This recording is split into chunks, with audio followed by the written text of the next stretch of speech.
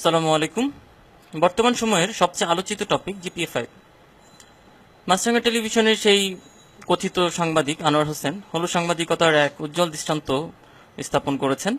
প্রকৃতপক্ষে বর্তমান শিক্ষা ব্যবস্থার বেহাল দশা এবং এই বেহাল দশার জন্য যারা প্রকৃতপক্ষে দায়ী তাদের নিয়ে সংবাদ করার পরিবর্তে তিনি আমাদের কোমলমতি শিক্ষার্থীদের উপর দোষ চাপিয়ে এদের ভবিষ্যৎ জীবনকেই করেছে প্রশ্নবিদ্ধ।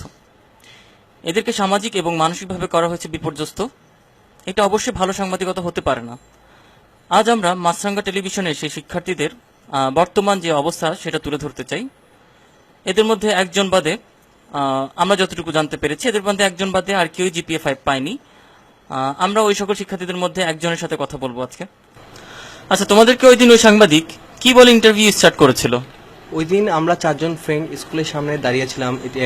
তার মধ্যে একজন সাংবাদিক এসে আমাদেরকে কোশ্চেন করলো, তোমরা কি এবার এসএসসি পরীক্ষা উত্তীর্ণ হয়েছো? আমরা বললাম জি ভাইয়া, এবার এসএসসি পরীক্ষা উত্তীর্ণ হয়েছি আমরা। তো সে বললো যে ভাইয়া তোমাদের সাথে কি 2 মিনিট কথা বলা যাবে? আমি বলি হ্যাঁ বলেন। তো উনি বলতেছে যে তোমাদের সাথে একটা ছোটখাটো ইন্টারভিউ হবে। তো পরে আমরা বলি যে কিসের ইন্টারভিউ? আমরা তো এইগুলি কখনো মানে মিডিয়ার ফেস হই নাই এবং ক্যামেরার সামনে কখনো আমরা যাই নাই। তো উনি বললো যে ভাইয়া তোমাদের, আমি বুঝতে পারছি তোমরা হয়তো কখনো যাও না, এই জন্য তোমরা নার্ভাস ফিলটা করতেছো, তোমাদের কোনো সমস্যা নাই, এটা একটা পজিটিভ হবে, ইন্টারভিউ হবে, নেগেটিভ হবে না, তোমরা এটা নিয়ে টেনশন করো না। তো আমরা ফার্স্টে আমরা রাজি হই না, তো আমাদের অনেক কথা বলে রাজি করায়। আচ্ছা, তোমাকে ওই দিন যে কোশ্চেনগুলো করা হয়েছিল সেগুলো খুবই সাধারণ কোশ্চেন ছিল, তারপরে তুমি সেগুলোর অ্যান্সার ঠিকভাবে দিতে পারোনি, এলোমেলো করে ফেলছো কেন? ভাইয়া আমি আপনার সাথে একমত, কিন্তু আমি খুব নার্ভাসে এবং মানসিকভাবে খুব প্রেশারে ছিলাম, যার কারণে আপনারা দেখতে পেরেছেন আমার কোশ্চেনগুলি এলোমেলো হয়ে গিয়েছে। আচ্ছা, তুমি বলছো যে তুমি খুব মানসিক প্রেশারে ছিলা, তো এই মানসিক প্রেশারটা আসলে কেন তুমি ফিল করছো?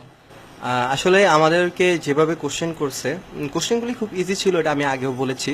তো হয়েছে কি, আমাকে যখন কোশ্চেন করে জিপি এর পূর্ণরূপ কি, ফার্স্ট কোশ্চেন থাকে আমাকে বলে যে কোশ্চেনটা, তখন আমি বলি যে আমি একটু ভাবার, তখনই উনি বলে ক্যামেরা কাট করতে বলে যে এত সময় তো নেওয়া যাবে না, তোমাদের তো ভিডিও মানে কাজ চলতেছে, তো তোমাদের প্রবলেম হবে।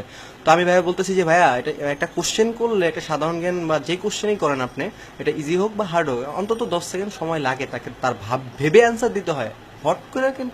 হঠাৎ করে কেউ কিন্তু অ্যান্সার দিতে পারে না। তো সেই ক্ষেত্রে সে আমাকে বলে যে তোমাদের একটা টিপস শিখে দিই। কি টিপস?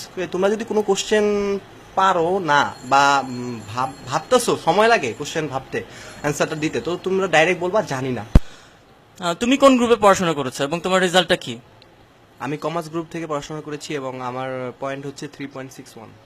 আচ্ছা, তোমাদেরকে ওইখানে যে বলা হয়েছিল যে মানে 6 জনই প্লাস পাইছিল, এটা কি আসলে সত্য?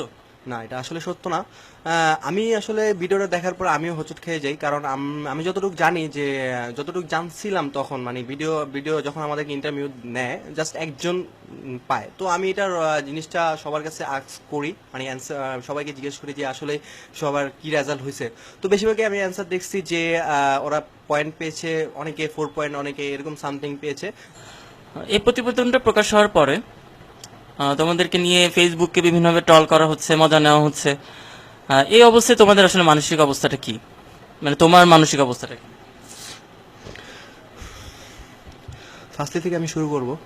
আমি যখন ফেসবুকে ঢুকি, তখন আমি দেখছি নানাজন নানা ধরনের ট্রোল বানাচ্ছে, তারা বানিয়ে বানিয়ে পাঠাচ্ছে, স্ট্যাটাস দিচ্ছে, অনেক নেগেটিভ স্ট্যাটাস, যেটা দেখে আমি খুব অবাক হয়ে যাই। এবং আমি যখন ওই সময়টা, আমি আপনাকে বলে বোঝাতে পারবো না ওই সময়টা আমার মধ্যে কি কাজ করতেছিল। আমি পুরো ভেঙে গেছিলাম, আমি মানসিকভাবে পুরো ভেঙে গেছি। আমি কি বলবো, আমি ফেসবুকে ঢুকলে আমার ফ্রেন্ডরা আমাকে যেসব কথা বলে, আমাকে মেসেজ দিয়ে, ফোন দিয়ে, ওভারঅল আমাকে খুব প্রেশারে রাখছিল, আমি খুব ভেঙে গেছিলাম। তো আমি 2 দিন ধরে বাসাতে বের হই নাই। আমি এর পরের দিন বের হয়েছিলাম বিকাল টাইমে। ভালো লাগছিল না আমার একা একা সারাক্ষণ বাসায় একা একা বসে থেকে। আমি যখন বিকালে বের হই তখন ছোট থেকে বড় সব মানুষই আমাকে দেখে হাসতেছিল। তখন যে ওই মোমেন্টটা, আমি আপনাকে কি বলবো, আমাকে এত কষ্ট লাগে। আমি মনে করতেছি যে তখনকার মোমেন্টটা আমি মনে করতেছিলাম যে আমি অনেক বড় একটা অপরাধী, আমি এরকম একটা অপরাধ করছি যে কারণে সবাই আমাকে দেখে হাসতেছে, আমি একটা জোকার। আমি যখনই বের হই তখনই এই অবস্থা। আমি সরাসরি বাসায় চলে আসি, এরপর আমি বাসাতে বের হই না, আমি একা একা বাসায় বসে থাকি। আমি এরকম ভাবে প্রেশারে পড়ে গেছিলাম তখন মেন্টালি ভাবে। আমি কি বলবো, আমি তখন চিন্তা করতেছিলাম আমি যেখানে এই দুনিয়ায় যখন আমার দাম নেই, কারোর কাছে দাম নেই, আমি একটা হাসির পাত্র হয়ে রয়েছি, তখন আমি এই দুনিয়ায় বেঁচে থাকার আমার কোনো অধিকার নেই। আমি এরকম পর্যায়ে গেছিলাম যে আমি আমার রুমে, নিজের রুমে আমি সবসময়, তখন তো একাই ছিলাম, তো আমি ফ্যানের দিকে তাকাইতাম আর ভাবতাম কি করব। এটা আসলে খুবই সত্য কথা যে ওই সাংবাদিক তোমাদেরকে যে হেয় প্রতিপন্ন করার উদ্দেশ্যে এই প্রতিবেদনটা করেছিল, এটা আসলেই মানুষ হিসেবে এটা করাটা ঠিক হয়নি তার জন্য। আম, এবং সে এটা করতে পারতো যে তোমাদের মুখটাকে ঢেকে রাখলে হয়তো বা তোমাদেরকে এভাবে সামাজিকভাবে হেয় প্রতিপন্ন হতে হইতো না। তো আসলে এখন তোমাদের সাথে আমাদের সমবেদনা প্রকাশ করা ছাড়া আর কিছুই করার নাই। এবং আমরা এটা জানাতে চাই যে আসলে এই ধরনের সাংবাদিকতা আমরা কখনোই কাম্য নয়, যেটা কিনা আমাদের ভবিষ্যৎ প্রজন্মকে বিপদের মুখে ঠেলে দিবে অথবা আমাদের ভবিষ্যৎ প্রজন্মকে ধ্বংস করে দিবে, এটা আমরা কখনোই আশা করি না।